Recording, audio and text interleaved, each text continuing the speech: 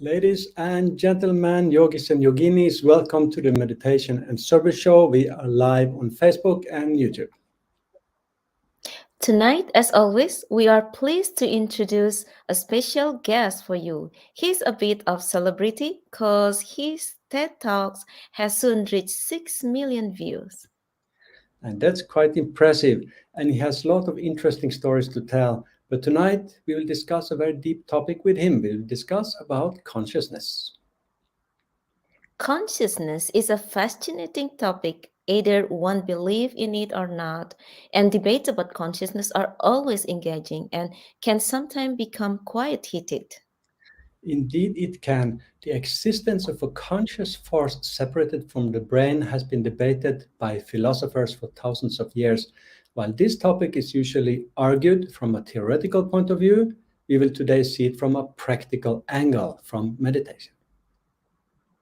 In about half an hour, we will, as always, meditate together.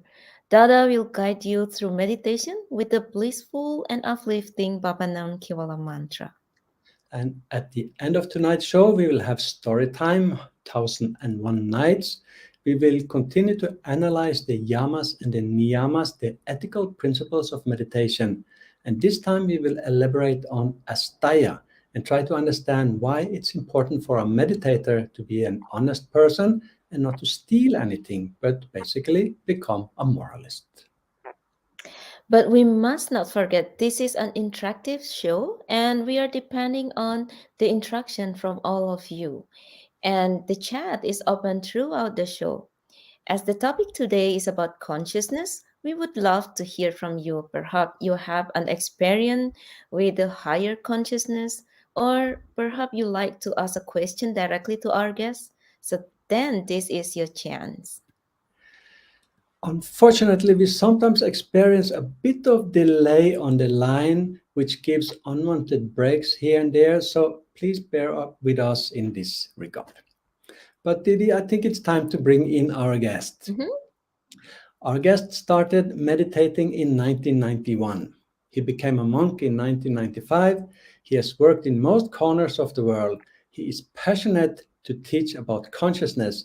He is a born optimist and is dreaming about making the world a better place. His TED Talk about consciousness has soon reached 6 million views. Ladies and gentlemen, please welcome Dada Gunamuktananda. Dada, welcome to the show. We are pleased to have you here tonight. And Dada, can you first tell us how did your journey start? What brought you to meditation? Thank you for welcoming me. I'm very happy to be here.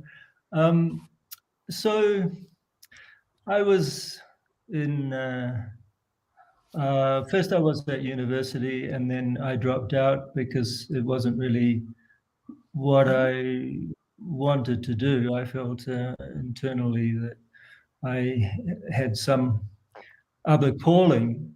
And then I spent a year or so just searching. I knew I was searching for something. I was searching for a deeper meaning in life.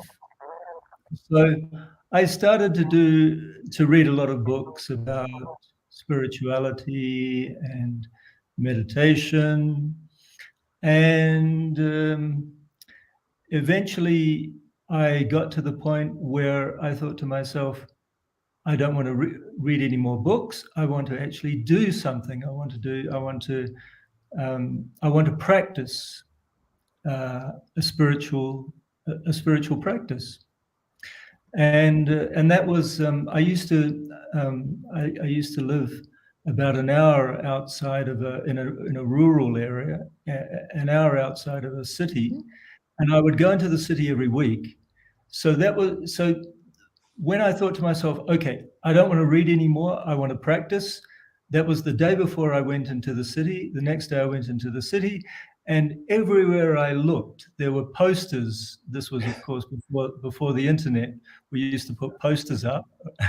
So everywhere I looked, I saw these posters, meditation, and there was a name like mine, and he was a yogi like I am now, and it was an introduction session, and it was on that night in the local library.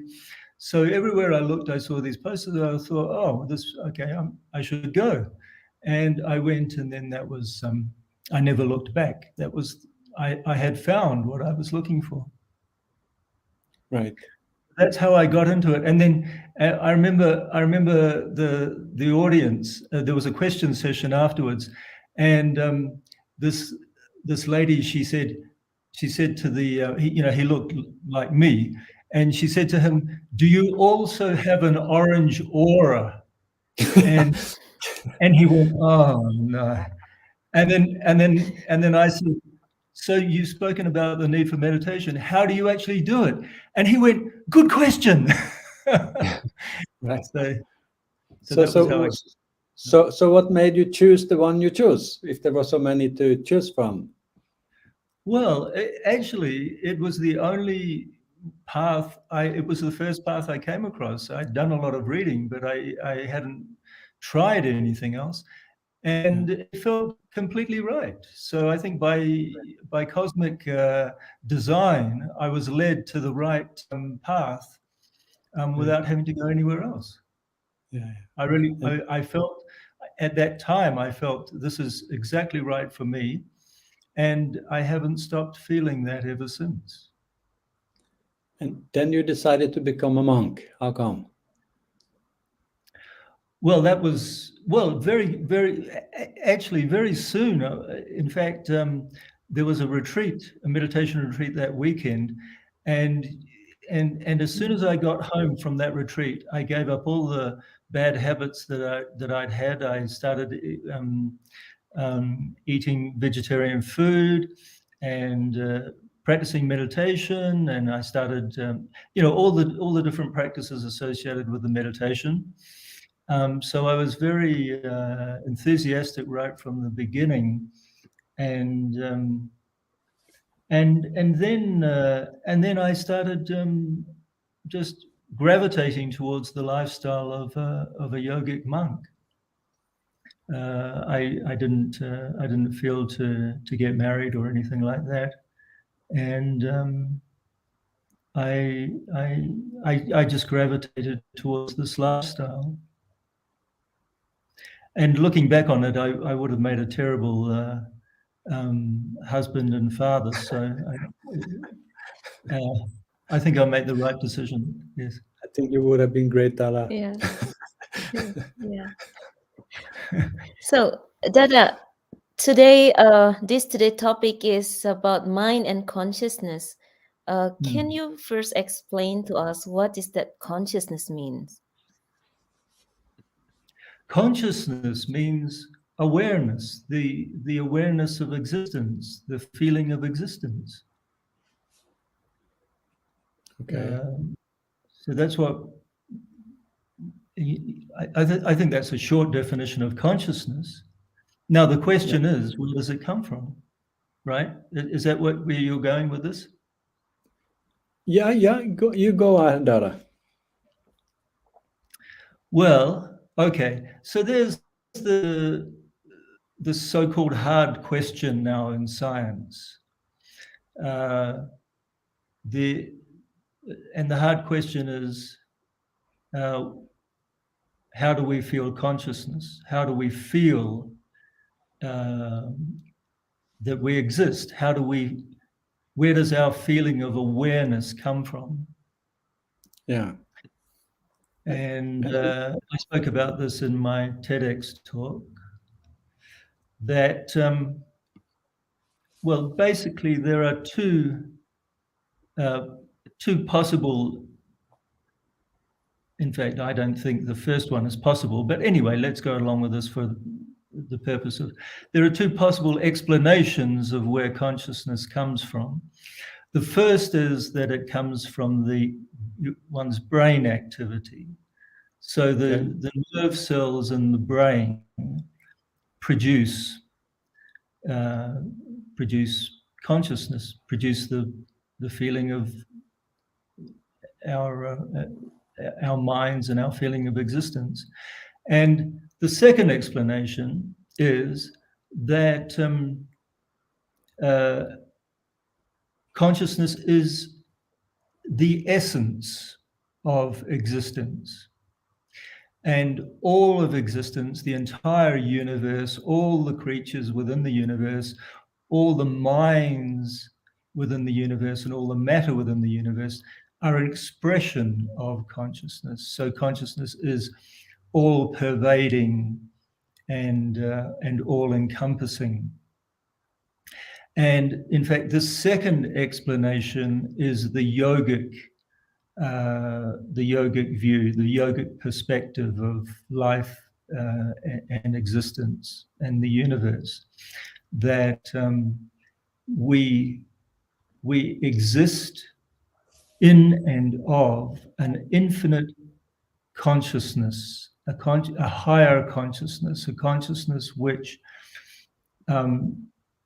the essence of which is infinite happiness or bliss. And that the mind is an expression of that higher consciousness. And one's own individual consciousness is a part of that infinite consciousness. In fact, not only a part of, but one with. Just as I like to use the analogy of a wave in the sea. You know, there are many waves on top of the sea, and each wave is an individual. But at the same time, it is also one with the sea. You cannot separate the existence of the wave from the existence of the sea. So just as a wave has a temporary existence as an individual on top of the sea, but it also has a permanent existence as being one with the sea, we also have our own individual existences, but at the same time, all of our individual existences are part of the same one, the same oneness, the same higher consciousness. So one's own individual consciousness is part of or one with the higher consciousness. And according to the yogic philosophy, the purpose of life is to realize one's existence as being one with the higher consciousness, self-realization, realizing one's own self as the infinite self. So according to the yogic philosophy, that is our primary purpose. We have many secondary purposes, but the primary purpose of human life is to realize oneself. And it's only when we realize ourselves that we will attain what we are ultimately looking for. And that is the infinite happiness, the perfect peace and contentment within ourselves, within which we all exist, that higher, the infinite happiness of that infinite consciousness. Let's dwell a little bit more about this, the concept of brain and consciousness. Can consciousness exist without the brain? Certainly. The materialists will tell you no. They will say that the brain produces the consciousness. But according to the yogic philosophy and according to my deep conviction, due to the experience, my experience in meditation these past 30 years, consciousness is primary. Consciousness is the essence. Everything exists because of consciousness, in and of consciousness. So there can, if one's own physical body will not exist, then the consciousness which one experiences is experienced by everyone else. It doesn't necessarily mean that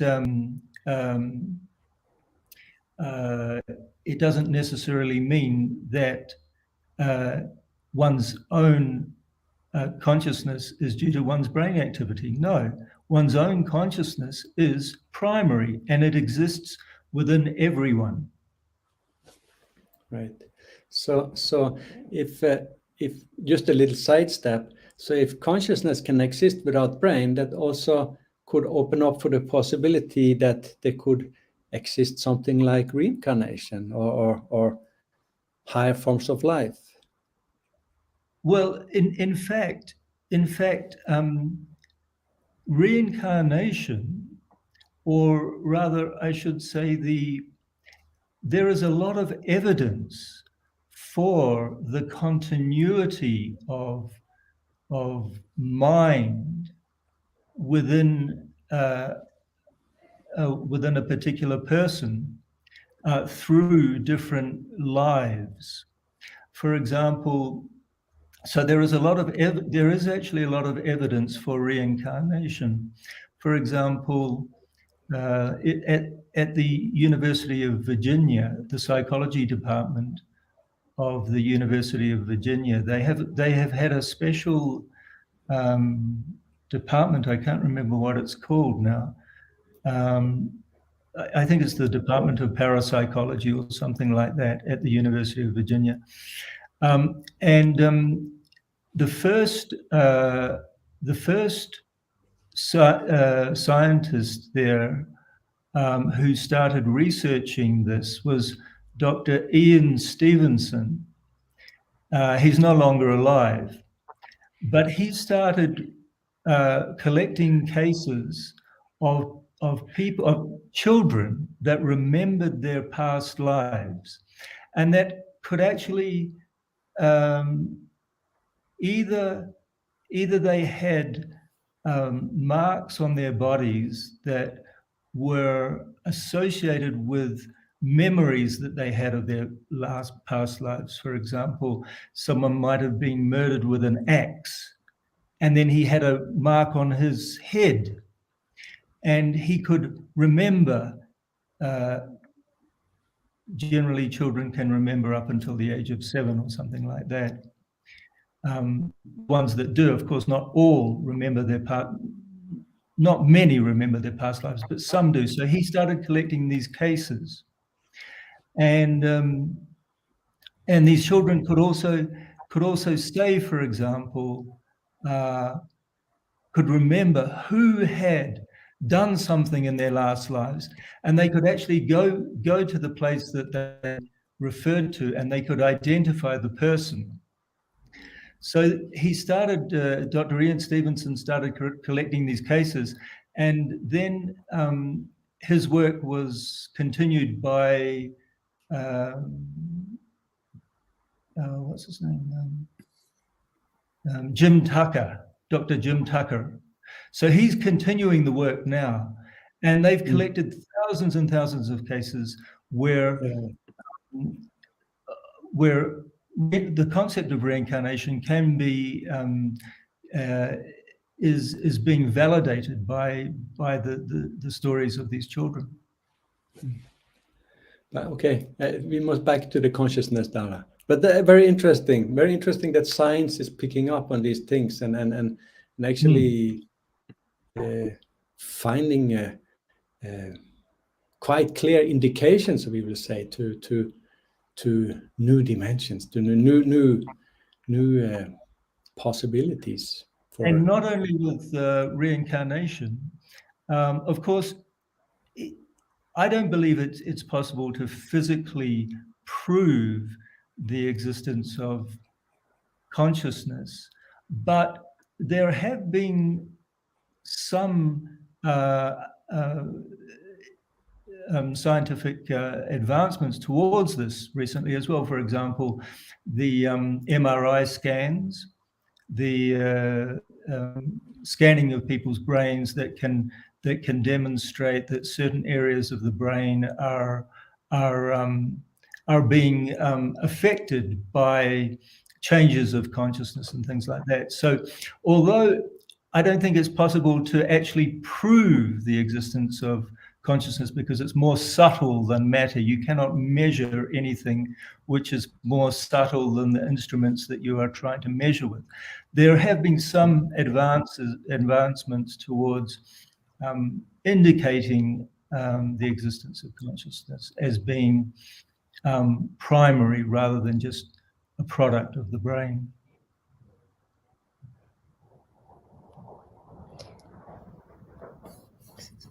So that the foundation of the yogic and tantric meditation is that we are part of the infinite cosmic consciousness, and our goal is to move closer to it.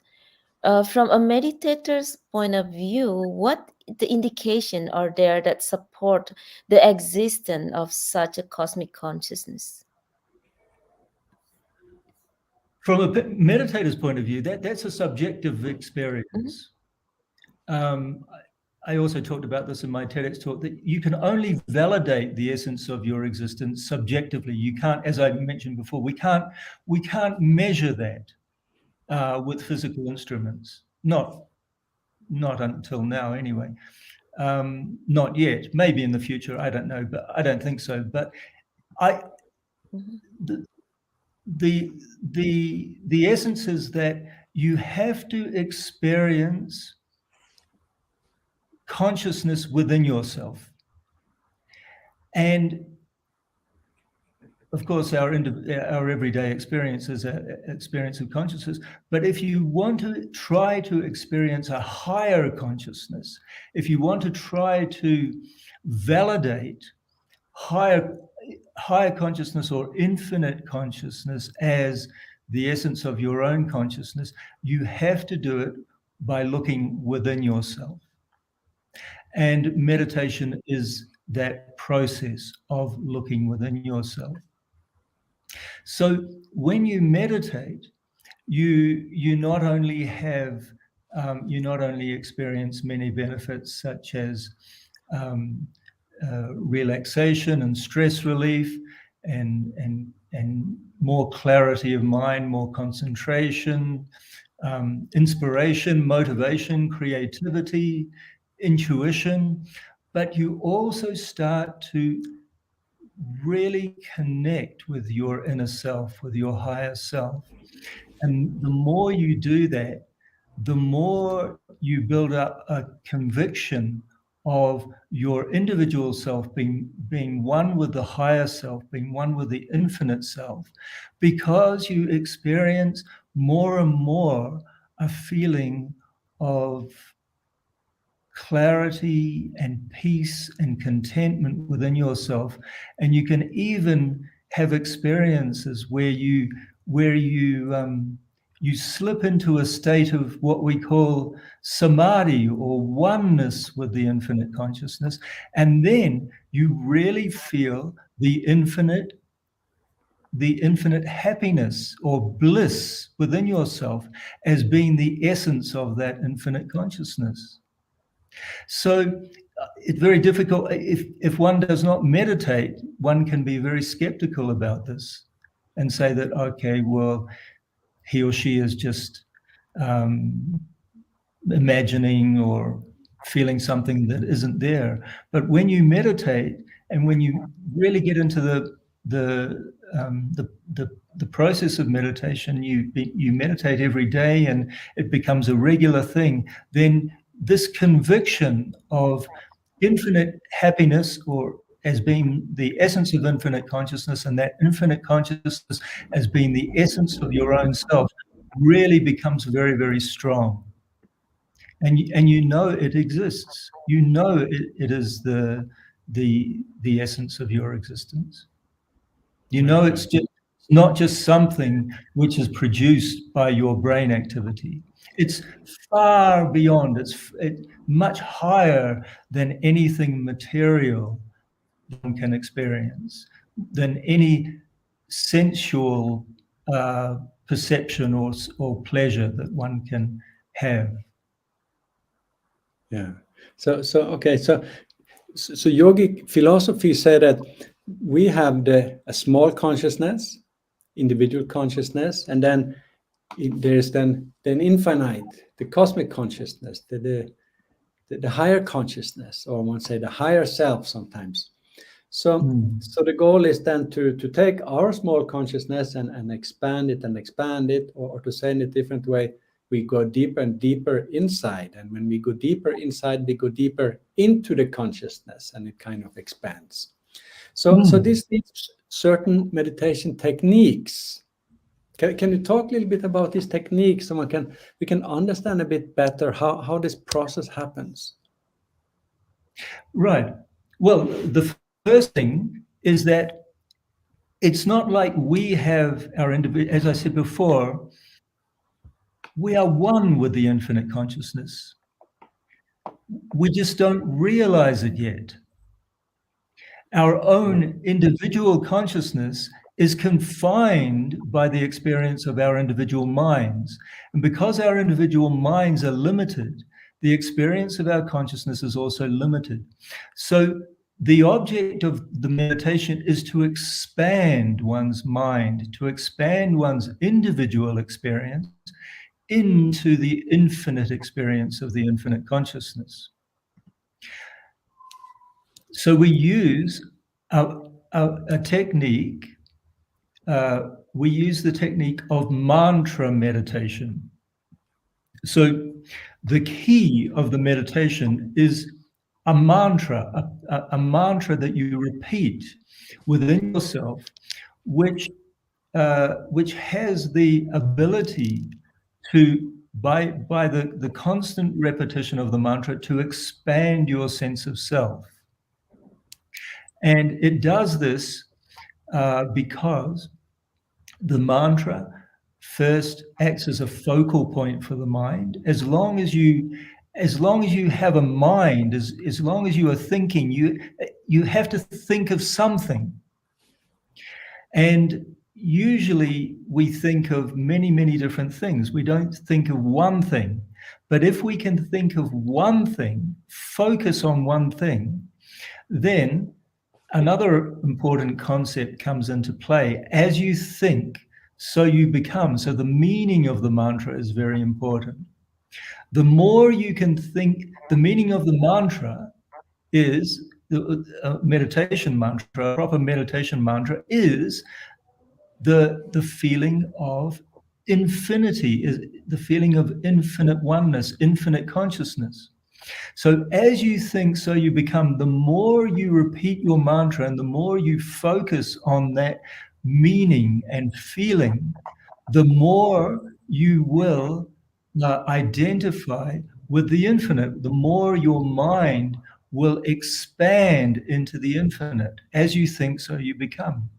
And the third aspect of the mantra, which is very important, is its vibration. It not only has the meaning of the infinite, the meaning of infinite consciousness, but it also has the vibration. Everything in this universe is vibrational. Every object has a particular vibration, but the vibration of the mantra is an infinite wavelength. The vibration of anything physical is a finite wavelength. But the vibration of the mantra, a proper meditation mantra, is actually an infinite vibration. So what it's doing is it's converting your individual finite mental vibration into the infinite vibration of infinite consciousness. And if you practice regularly enough, if you practice twice a day, morning and evening, and you practice for long enough, gradually of course, this is not like fast food. It's not an instant result, because it's the greatest work that you could possibly do. It's your life's work. It's your life's purpose. I said before, it's the primary purpose of life. So these things take time, but the more you repeat your mantra, the more you meditate, then gradually the more your mind will expand and the more your individual sense of self will identify with the cosmic self, with the higher self, with the infinite self.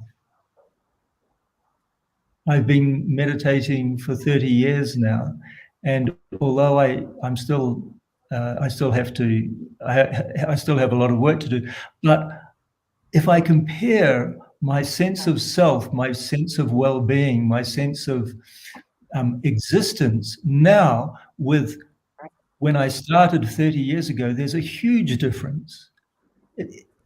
I'm a completely different person. Through the process of meditation, although I've still got a long way to go, I feel that I have evolved. Evolution of mind, expansion of mind has taken place. And you can only experience this if you really get into make meditation a part of your life, make it a part of your lifestyle, and practice it every day. And then you will you will feel it. What does it feel like? Well, you cannot describe that which is indescribable. There's a story that I'm not at this level myself, but for example, the sage, the saint Ramakrishna, he used to go into samadhi all the time, and then he would lose his sense of self. He would be one with the infinite self, and then he would come back into his normal state of consciousness, and his devotees his disciples were there with him in the room, and they would say, what was it like? What did you feel? He said, you cannot you cannot describe. He used the example of a salt. If there was a doll made of salt, and that doll goes and tries to fathom the sea, that doll will not come back again because it will dissolve into the sea.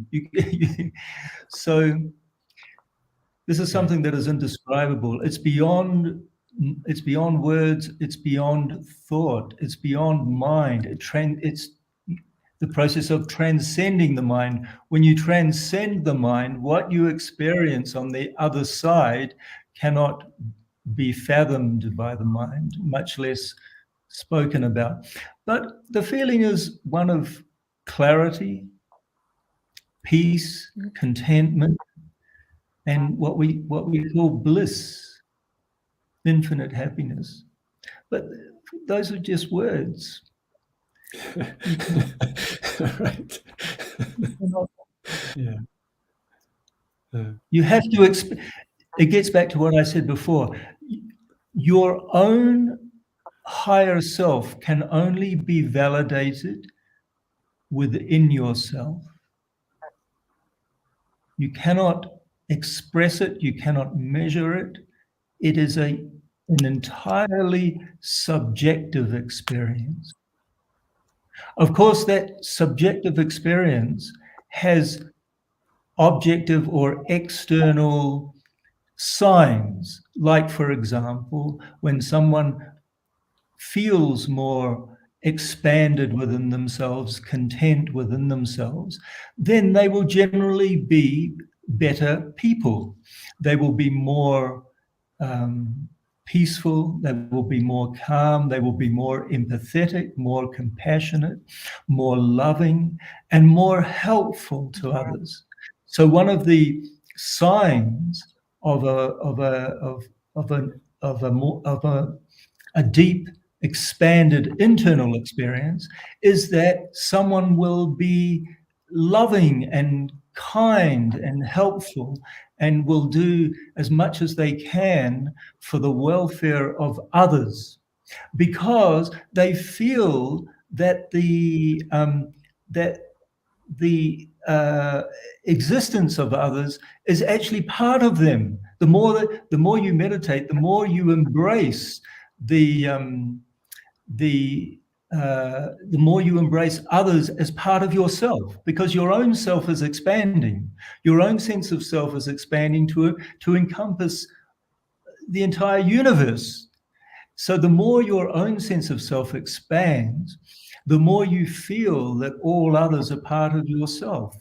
Your sense of self is expanding into the infinite self, the greater self.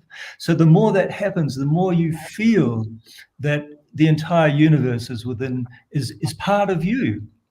So naturally, you will feel more empathetic and more. You will feel inspired to help others as part of your own self. That's one of the external signs of what you're feeling internally. If you're feeling disconnected and angry and fearful and anxious within yourself, then you will close yourself off from the rest of the world.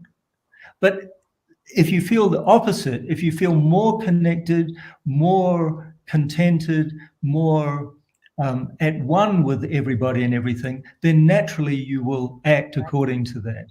And do things like social service and dedicate more and more of your life towards not only helping yourself but towards helping others. Yeah. It's a natural process.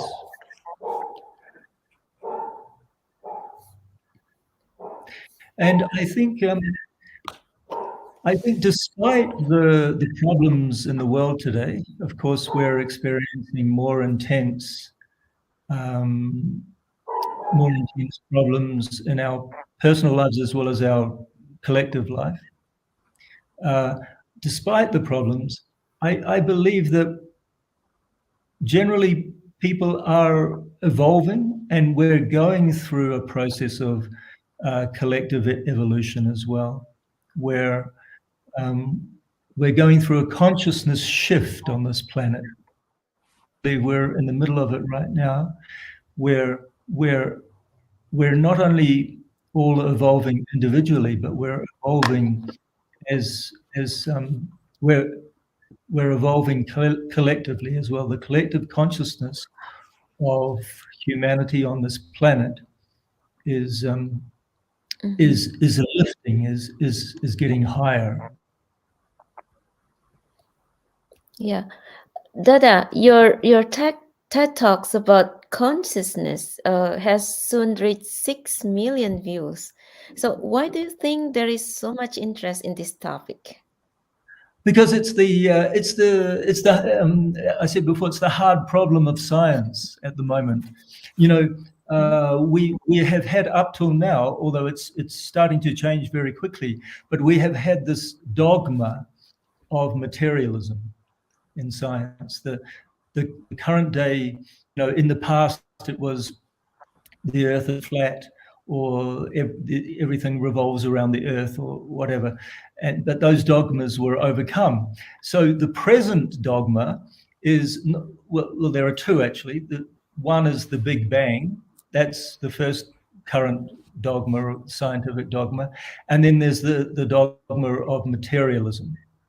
And the dogma of materialism relates to the concept of consciousness, because the majority of the materialist scientists say that consciousness comes from the brain. So it's a materialist explanation of existence. But now this is changing, because many scientists are now saying, well, they're becoming more expanded in their outlook, and they're now questioning. They're recognizing that there is the option, there is the other explanation, which is the all-pervasiveness of higher consciousness as being the essence of one's own consciousness. They're starting to recognize that more and more, and they're looking into that as a valid possibility, even though it cannot be proven. So this is the big question of science now. That in fact, I believe And my guru talked about this, that we are moving into a new era of science, a more subtle era of science, which will be more intuitive and less intellectual. The intellect, of course, is important and necessary, but because of the limitedness of the intellect and very intellectual people, such as scientists, they experience this, that their own intellect limits them from a more expanded perspective. But now people are becoming more intuitive and are becoming more open to the concept of or the possibility of other explanations of consciousness. So it's as though science has kind of explained, if not everything, but many things within the periphery of the mind. Whatever the mind can explain intellectually, we have explained many of those things scientifically. But now we have hit the boundary of the mind, and that boundary is the question of consciousness. Where does the mind come from? Where does consciousness, how does consciousness arise in the mind? So that boundary that we have now hit is the hard problem, the question of consciousness. So the scientists are becoming are now aware of it, and also humanity as a whole. As humanity evolves, we hit the hard questions, the hard problems, and this is the one. So I guess this is why many starts to call meditation for intuitional science, because through the science of the mind, we use meditation as a tool to explore the mind and explore our consciousness, and use meditation as an instrument to detect meditation and detect consciousness, experience our closeness with the supreme, with the higher consciousness. Exactly. Meditation is we described as the intuitional science. Yeah. Right. So the future of science, when we go to more and more subtle aspects of existence, then mind becomes our new laboratory. Is it so? Exactly, because the more you try to explore the subtle, the less you can do that with crude physical instruments. Right. If you want to measure a physical object, you can do it very easily with a physical instrument.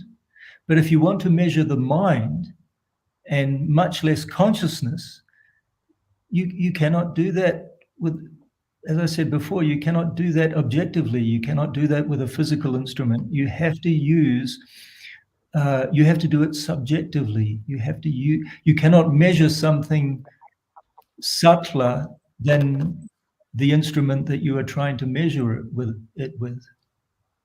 Right.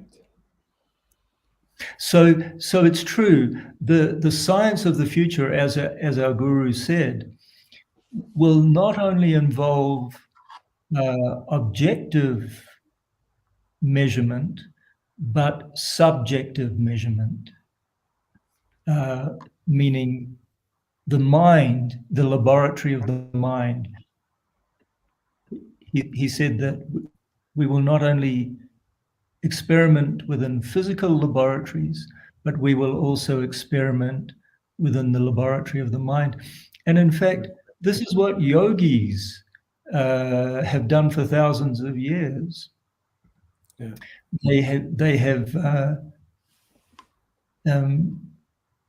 didn't have the science that we have today. hundreds of years ago or thousands of years ago, they could only really look within themselves. And these were, of course, this was not a common thing. These were very rare, elevated people. They used to sit on a mountain or in a cave or wherever, and they used to look within themselves, and they would experiment within the laboratories.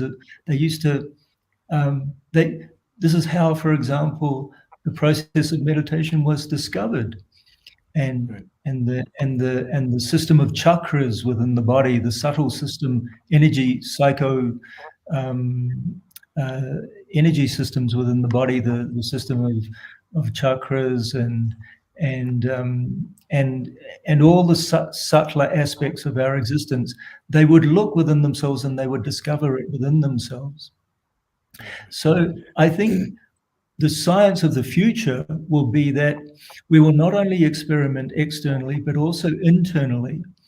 And we will discover a lot of very important things within ourselves as part of this new science that we're now moving into, the science of the future. Dada, we could sit here and talk to you whole night about this topic. It's super interesting, but we have to. I suggest we try to meditate a little bit, try to experiment a little bit with the mantra and the meditation, and then we do a short meditation, and then after that we will bring you back again and discuss a little bit more about yama niyama, the ethical aspect of meditation. Sure. Wow, my mind go very high when I talk about consciousness. It's good to talk about it, let alone meditate about it. Right. So,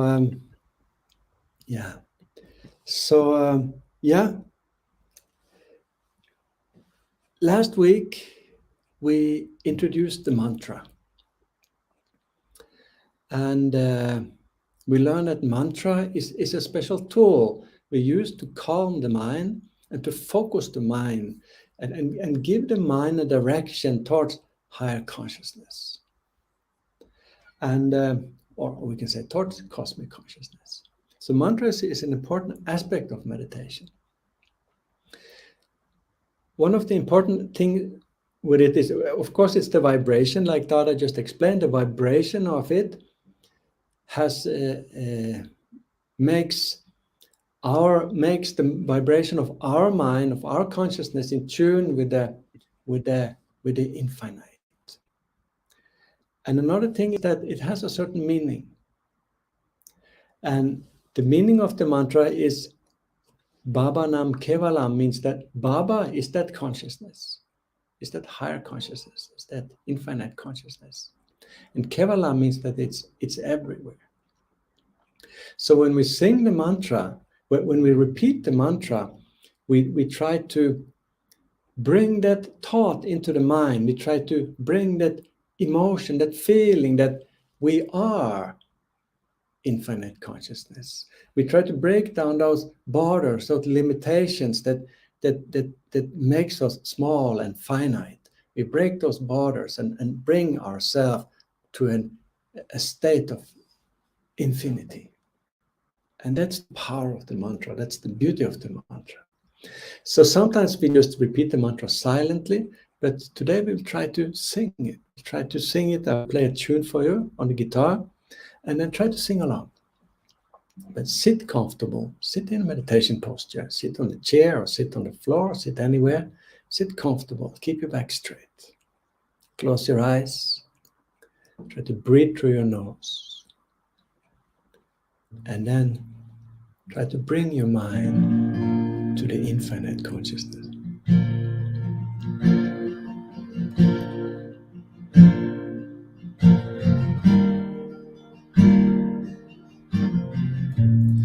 Baba Nam Kevala,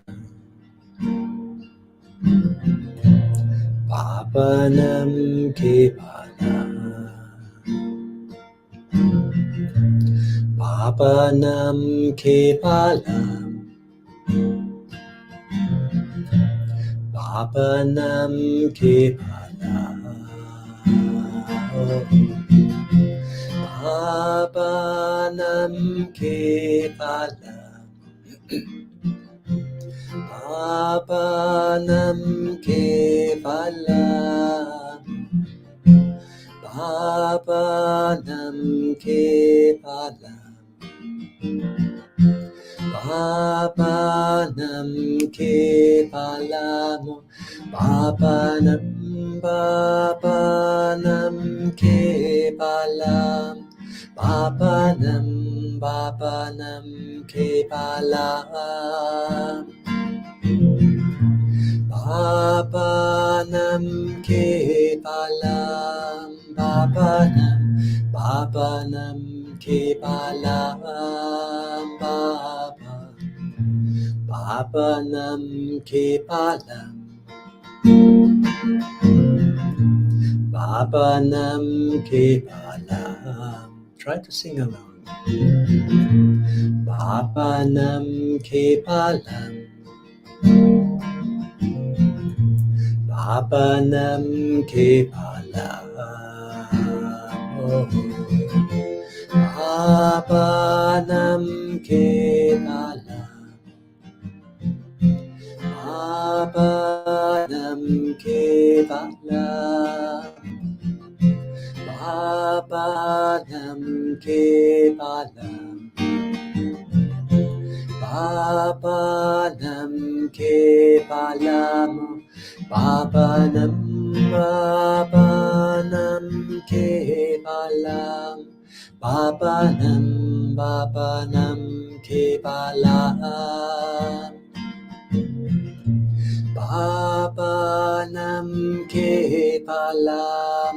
Papanam, Papanam kevalam, Papanam, Papanam kevalam,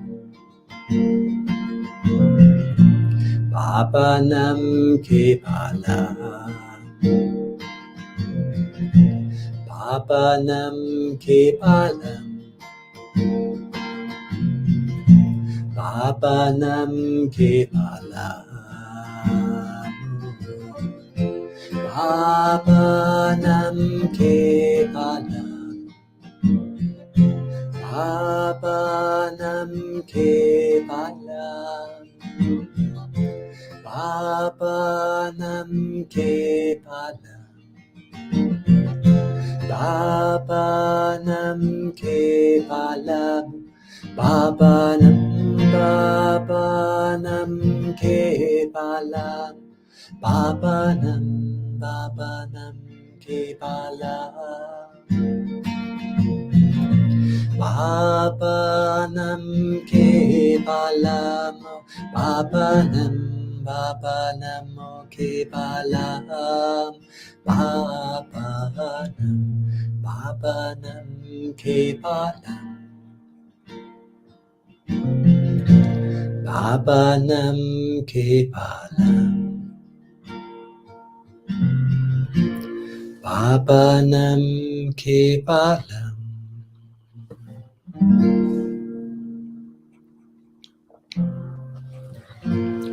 Papanam kevalam.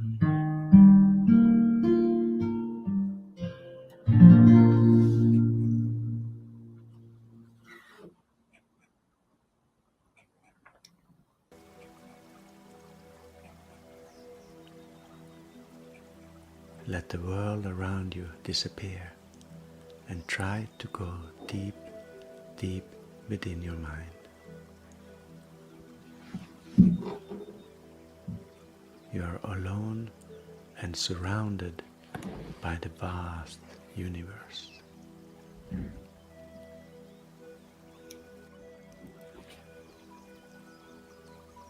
The universe is beautiful. It's full of subtle colors and mystical sounds, without a beginning or an end. Still, There is order in the universe. Planets and stars are not banging into each other. Everything moves in a systematic order. There is a force, a cosmic force that guides the movement of every star, of every planet, of every being. That force is everywhere, and it's the very essence of the universe. It is known as Baba. Try to feel its blissful presence.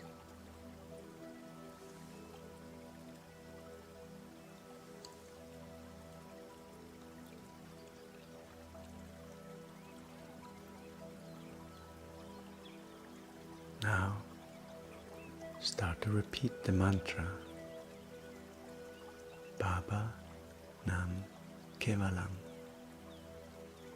Baba Nam Kevalam. And repeat it silently within, again and again. Repeat it with a pleasant rhythm. Baba Nam Kevalam. Baba Nam Kevalam. It means Baba is the essence of everything.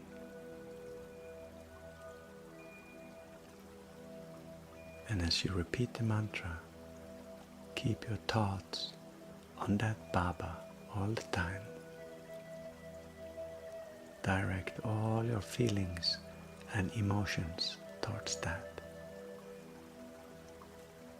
Try not to think anything else.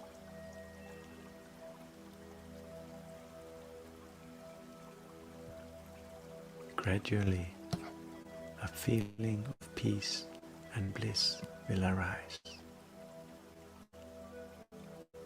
This is an experience of Baba.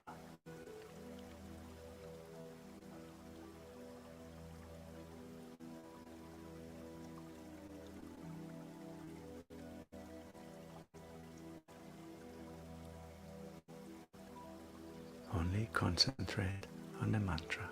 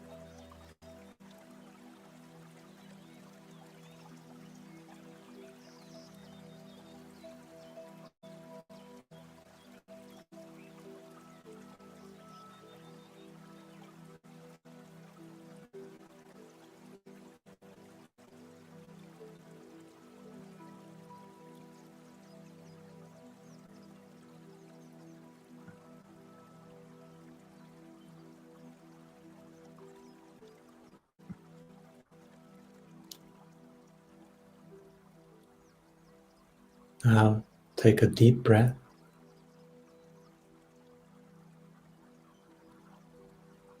Feel the ground under yourself.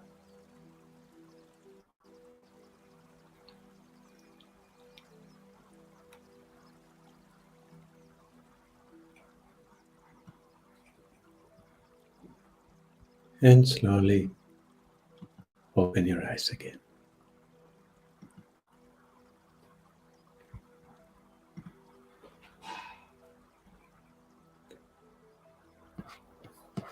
And welcome back to planet Earth. Yeah. So I hope everyone have a nice experience of meditation. Of course, you also can share your experience, or if you have still any question about the consciousness.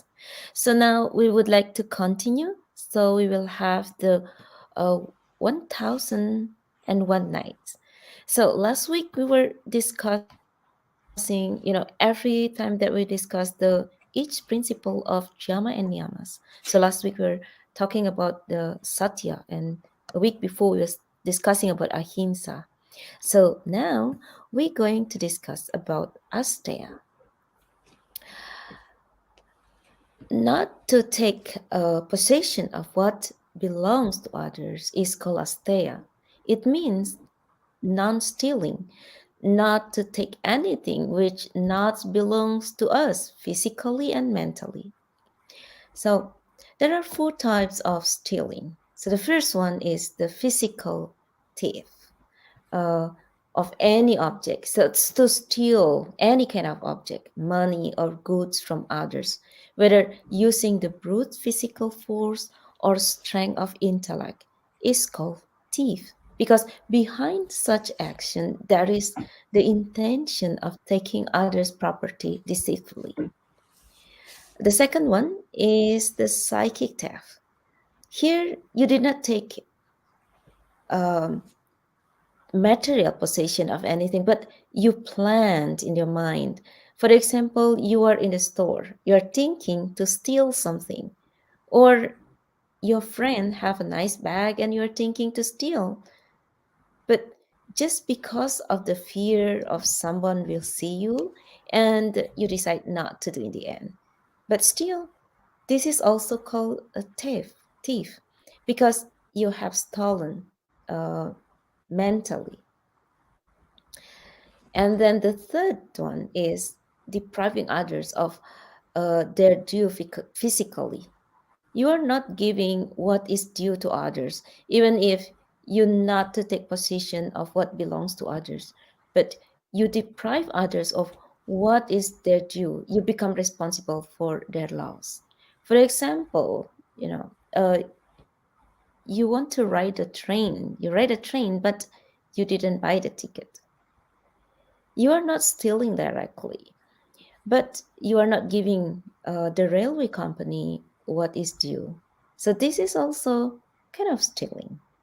Yeah. And then the last one, if thinking depriving others of their due mentally, means you are thinking of that you will not give what is due. Um, if you do not actually deprive anybody of what is justifiably their dues, but you plan in your mind to do so, that is also stealing. For example, you call an electrician to repair your electricity in your house, and you have agreed to pay him, for example, $500. But you are thinking that, oh, I will tell him that he didn't do the good job. So I will just pay him like 250 only. So even, you just plan in your mind, you not give it what is due. This is also kind of stealing. Also, maybe like stealing somebody's idea, So there are so many different ways how we steal physically, directly, or even also mentally. I remember there is one quote: comparison is the thief of joy. When we try to compare ourselves to others, I think that is the quickest way to find ourselves in space of lack or not enough or lack of entitles or arrogance. And this is actually could lead us on taking what isn't rightfully of ours. And this is the start that we want to get something from others. And that lead us to the act of stealing. And actually, like what Dada said before, that everything is the vibration. Every action has a spatial vibration. Even the feeling itself also have the vibration. Love has a spatial vibration. It is a subtle vibration. The hatred, fear, anger, they also have their spatial vibration, which is crude. And this vibration is influence our mind. And all the dishonest action, like when we harm others, or when we steal, or when we're thinking to steal and create the vibrations in our mind.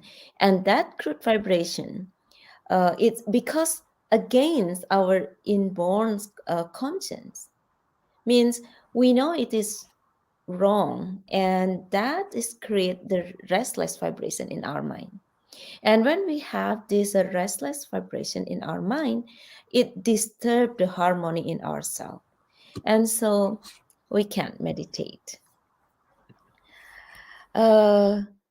So Yeah, now I would like to welcome again Dada Gunamuktananda to discuss a little bit more about this, the principle of Jama Niyama. So Dada, these Jama Niyamas are very deep and can be seen from various angles. Dada, what are you taken on? Why these Jama and Niyamas are so important for those who meditate? Maybe you can share about it.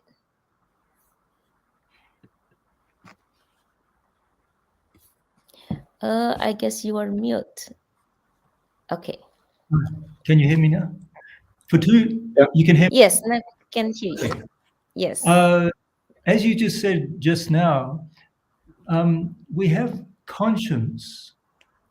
And when you do something wrong, especially the more you meditate, the more you develop your conscience, the more you feel that you don't want to do anything wrong because it disturbs your mind. You know, there are many people Mhm. that they have become rich or successful or attained power or some other thing that they wanted to attain dishonestly. And those people cannot sleep at night. You know, one of the worst things is you cannot sleep at night. You have to go through the whole night because your conscience is poking you. You know, so the first thing is that the more you have the sense of feeling of conscience, the less you want to do anything that will disturb your sense of peace. And the second thing is that the more you get into the meditation, you can feel this internally as well as study it externally in the philosophy. The more you become aware that there is a consequence to whatever you do. This is the law of karma. The common way of saying it is the law of karma. So the more you become aware that whatever you do is going to come back to you, then you know this is the same as the biblical: you reap what you sow. And more recently, what comes around goes around. You know, there are many different ways of saying this. The more you become aware of this, and not only aware of it intellectually, but also feel it internally, then of course you gravitate towards doing things which will not only be good for your own future, but for others as well. right, yeah. Dara, we could. Unfortunately, we don't have much time to go further into these yamas and niyamas because we are running out of time. But yeah, highly important aspect of meditation, and important thing to understand. Right? Understand how it disturbs the mind, how it creates distractions for the mind. Right? Right. In fact, in yoga, we say that the Jama Niyama, the principles of morality, are the foundation of meditation. They're the base of meditation. Without, you know, if you cannot build a house without a proper foundation. So without the foundation of Jama Niyama, you cannot meditate because your your conscience will not be clear. To meditate properly, your conscience has to be clear. You have to feel internally that at least you are trying to do the right thing under any given circumstances. We may not always succeed in doing the right thing, but at least we must try. At least we must have that satisfaction. That at least we have tried to do the right thing, and then the mind will be calm enough to meditate. Right. Dada, thank you so much for coming on the show. It has been a You're pleasure welcome. to have you here. Thanks for inviting me. It's been Yeah. And we would like to invite you back another time and continue our discussion. okay. I look forward to it. Yes. Yes. So thank you very much, Dada, and all the best with what you're doing. Thanks. You too. Yeah. Take care, Dada. Thank you so much, and namaskar. Yeah. Namaskar. Thank you. Yeah, Didi, we need to round it off. Maybe you can inform a little bit about our upcoming retreat. Yes, I would like to inform you again that we're going to have our online retreat on March 10 to 13, and we'll learn meditation from the scratch and all ins and out, and we'll explain. You will enjoy the 4 times meditation a day and some gentle yoga session and many different classes, and especially you will learn the sattvic of pure vegan cooking. So don't miss it, and go to our registration, which is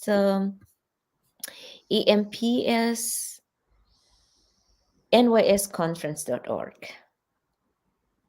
Right. So I would like to thanks to everyone for being here in our show, and we will see you again next week at the same Yeah. time. Thank you to everyone who joined us tonight. It's been a pleasure. Some of you are coming back every week, and we are very happy to see you again. And next week, we have a special guest.